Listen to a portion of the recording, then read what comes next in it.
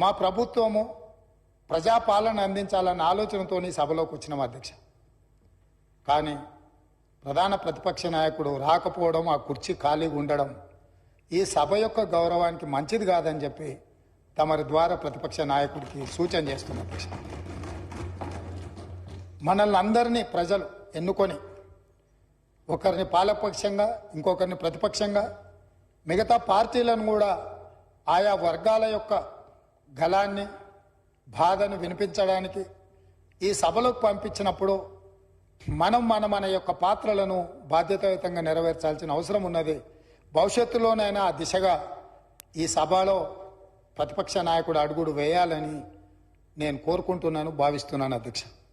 ఏది ఏమైనా అధ్యక్ష, మేము ఈ రోజుకి దాదాపుగా డిసెంబర్ 7 నుంచి